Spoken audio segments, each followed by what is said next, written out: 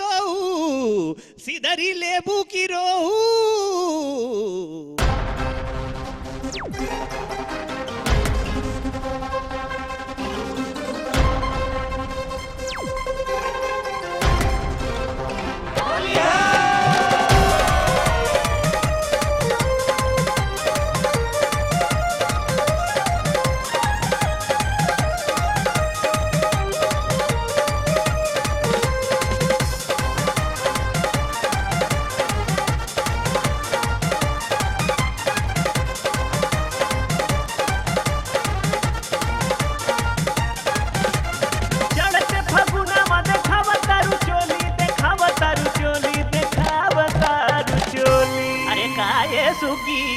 दुक्कड़ बजी की डुकी ए भाभी जी, ए भाभी जी, ए भाभी जी मन भूखे त बोली नहीं तरंगा खाई बलाक वाली गोली। ए भाभी जी मन भूखे त बोली नहीं तरंगा खाई बलाक वाली गोली।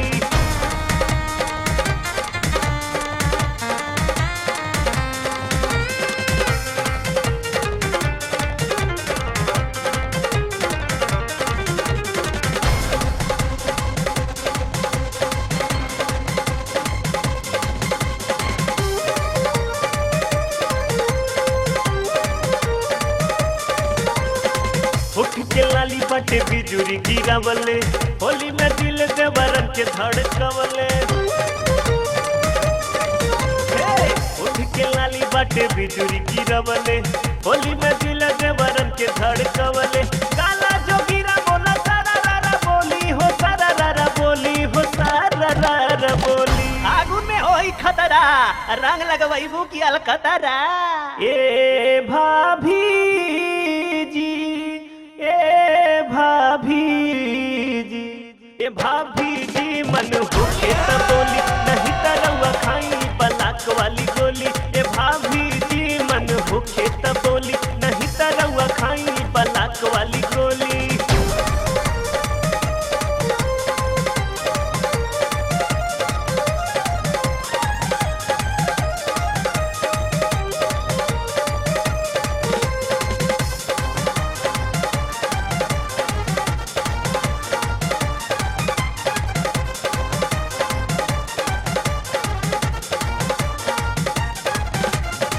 लाज शरम छोड़ी बहिया में आई चोली के नोखा तनी सीना में धसाई।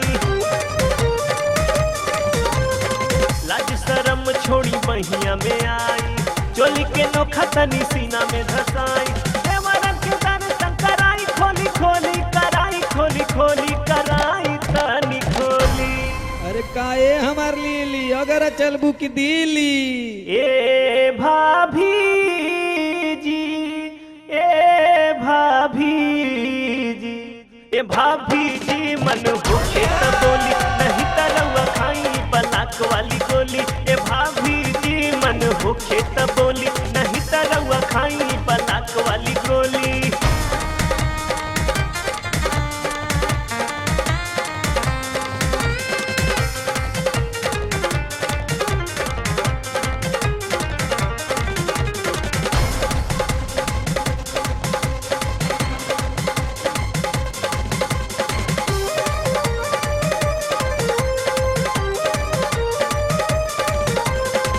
आई लगाई दी रंग चोलिया में बाबा के मन रख दी होलिया में। आई लगाई दी रंग चोलिया में बाबा के मन रख दी होलिया में। बाबा बट खैले जवानी वाली गोली, जवानी वाली गोली, जवानी वाली गोली। आए माटी टीरी थाना लूटे भूखी कचहरी। ए भाभी जी, ए भाभी जी, ए भाभी जी मन भूखे त बोली नहीं तरंगा खाई बलाक वाली गोली। ए भाभी जी मन भूखे त बोली नहीं तरंगा खाई बलाक वाली गोली।